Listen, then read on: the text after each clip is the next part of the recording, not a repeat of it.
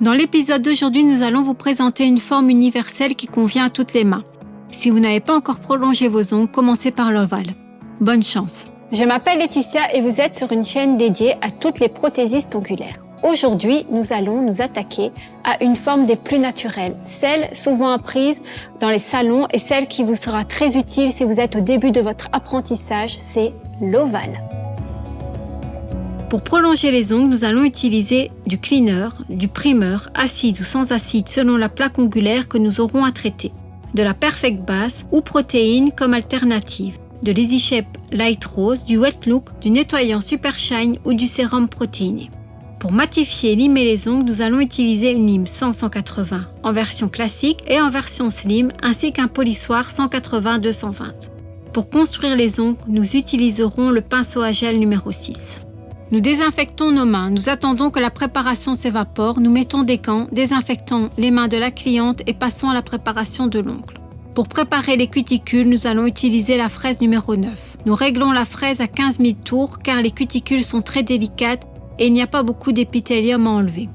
Si les cuticules étaient plus visibles, on pourrait travailler à une vitesse légèrement plus élevée. La fraise de cuticule 9 est utile, certes. La forme de cône tronquée permet à la fois d'enlever et de repousser les cuticules à la surface de l'ongle. La fraise l'effectue simultanément.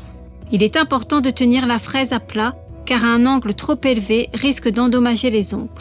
De plus, il faut veiller à ne pas la presser fortement contre la plaque et à ne pas presser trop longtemps au même endroit. La fraise doit bouger tout le temps. Elle doit effectuer des mouvements de raclage. Nous laissons les cuticules avec la fraise à bille numéro 7. On travaille très doucement à basse vitesse, environ 10 000 tours. Au stade initial, les ongles ont été raccourcis à l'aide d'une lime de grain 180 et matifiés avec un polissoir 180-220. Il est important de ne pas utiliser une lime à grain trop élevé lorsque vous traitez une plaque d'ongle naturelle car vous risquez de la percer.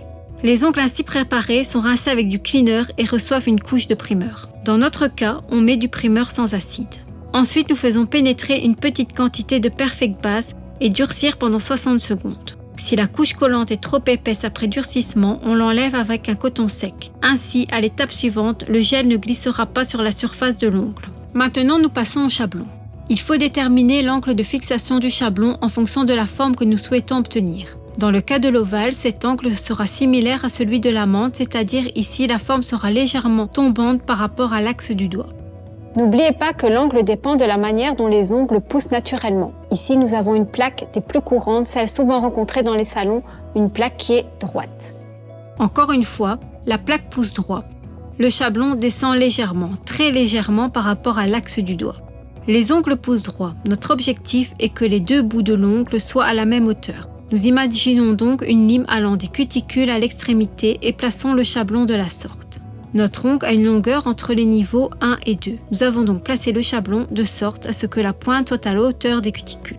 Si la plaque poussait vers le bas, nous remonterions le chablon légèrement par rapport à l'axe du doigt afin de ne pas accentuer l'effet d'ongle qui tombe.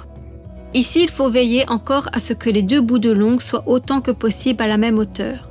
Ce ne sera pas exactement à la même hauteur, la pointe sera un peu plus basse, surtout si l'ongle pousse fortement vers le bas ou si la plaque est convexe. Mais plus on suit cette règle, plus l'ongle ressemblera à un ovale classique. Si la plaque poussait vers le haut, nous placerions le chablon tout droit ou légèrement vers le haut par rapport à l'axe du doigt. Ici, les deux bouts de l'ongle ne seront pas à la même hauteur. Si c'était le cas, nous serions à court de matière dans la zone de stress. Une telle structure se casserait sûrement à un moment ou à un autre. Le chablon doit donc remonter légèrement par rapport à l'axe du doigt. Si vous ne le voyez pas encore, vous pouvez prendre comme point de référence l'extrémité de l'ongle et non pas l'axe du doigt. Nous allons placer le chablon de manière à ce qu'il parte tout droit de la ligne de l'extrémité, ce qui nous permet d'allonger l'ongle et de renforcer la zone de stress. Revenons à notre ovale. Si nous arrivons à adapter le chablon sur chaque type d'ongle, nous pourrons ainsi construire un ovale sur chaque type de plaque ongulaire. Le chablon doit adhérer parfaitement à l'extrémité. Regardez, ici vous pouvez voir qu'il dépasse un peu car le bout du doigt le pousse vers le haut. Nous allons arranger cela en faisant des encoches dans le chablon. Ainsi nous allons libérer de la place pour le bout du doigt et permettre au chablon de s'insérer sous l'extrémité, le bord libre, sur toute sa longueur. Il est temps de fermer le chablon. Au niveau de l'ovale, la pointe doit rester ouverte. Cela signifie que nous devons relier uniformément les ailettes du chablon, le coller sous le doigt mais laisser une grosse lame ovale au bout. Un chablon qui est bien positionné est la moitié du succès pour des ongles bien construits. Or, il se trouve que la forme définitive des ongles bien construits résulte plus de la positionnement du chablon plutôt que de l'application du gel. Or, c'est souvent une nouvelle étonnante pour les stylistes en herbe, mais c'est ainsi. Quelle doit être la longueur de l'ovale? Généralement jusqu'au niveau 2. Si la cliente souhaite des ongles plus longs, il est préférable de lui suggérer une forme amande qui affinera visiblement sa plaque et ses doigts. Nous construisons une fine ossature avec du light rose en guidant les bords latéraux droits depuis leur ourlet et en arrondissant doucement l'extrémité.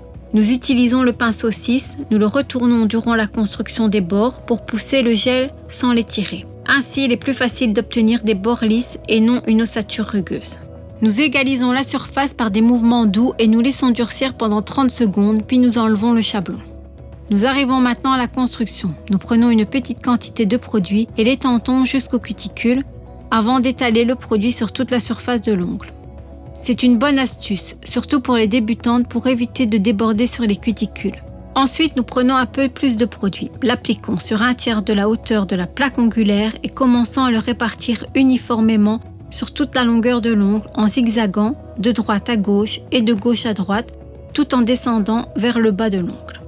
Nous faisons des mouvements doux avec la pointe du pinceau, juste au-dessus de la surface du gel. Lorsque nous travaillons avec les gels Easy Shape, il faut éviter les mouvements brusques qui créent des aspérités à la surface du gel. Des mouvements soigneux nous permettent de mettre le gel convenablement et donc de réduire notre temps de travail, car après avoir durci les ongles sous la lampe, nous aurons ainsi peu de limage. Donc pas besoin de se précipiter lorsque vous mettez le gel de construction. Faites-le convenablement, vous gagnerez ainsi beaucoup plus de temps pour le limage.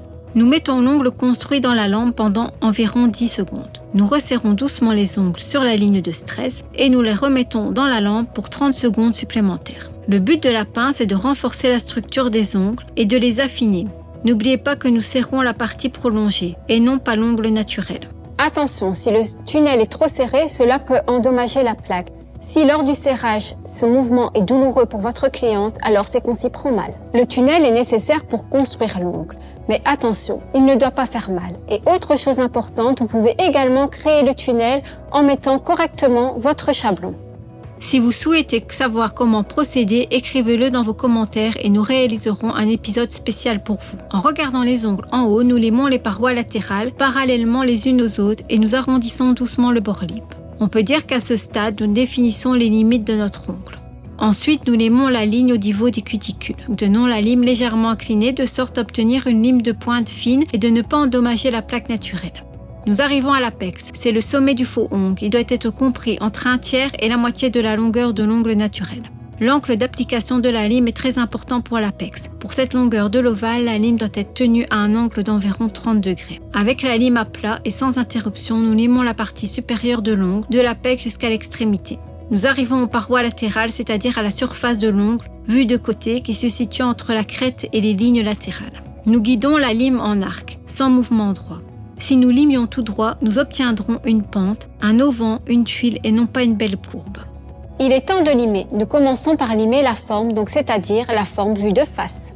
Il nous reste les bords latéraux. Comme vous pouvez le voir, le bord est un peu trop bas et nous devons le remonter littéralement d'1 millimètre. Nous pouvons le faire avec la même lime, pour le façonnage bien sûr avec le côté 180. Mais il est bien plus facile d'utiliser une lime slim, qui est plus fine et s'insère mieux dans l'espace entre le bout du doigt et l'ongle. La lime slim est particulièrement utile lorsque nous faisons des encoches en biais sur le chablon, c'est-à-dire dans le cas des bouts des doigts épais et des ongles profondément enchâssés. Attention, lors du limage des bords latéraux, placez la lime en dessous en veillant à ne pas abîmer la forme de l'ongle. La lime doit être tenue droite le long de l'ourlet périinguéal. Très important, bien qu'il semble intuitif de guider la lime en demi-cercle, nous ne le faisons pas car nous risquons de transpercer les bords latéraux.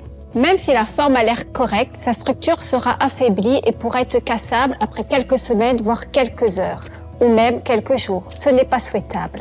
Au lieu de cela, nous guidons la lime tout droit et nous prêtons attention à chaque mouvement afin de ne pas en faire trop. Il s'agit littéralement de 2-3 mouvements. Après tout, nous n'avons qu'1 millimètre de matière à enlever. Après le limage, nous procédons au nivelet de la surface à l'aide d'un polissoir de grain 180-220. Nous éliminons les traces de lime, nous lissons la surface de l'ongle à travers et délicatement au niveau des cuticules. Nous dépoussiérons la surface avec un pinceau, nous la dégraissons avec un cleaner violet ou du wipe-off et nous appliquons du tip-top. Nous laissons durcir pendant 30 secondes. Après avoir retiré la main de la lampe, nous attendons 30 secondes supplémentaires avant de toucher la surface de l'ongle. Nous essuyons la surface avec un coton imbibé de nettoyant Super Shine. Nous polissons la surface avec un coton sec et c'est prêt. C'est déjà la fin de cet épisode. Faites-moi savoir en commentaire si cet épisode vous a donné l'envie de réaliser une ovale. N'oubliez pas que nous avons encore d'autres formes à vous montrer, donc n'hésitez pas à vous abonner. Nous sommes là tous les mardis à partir de 17h. À bientôt et merci.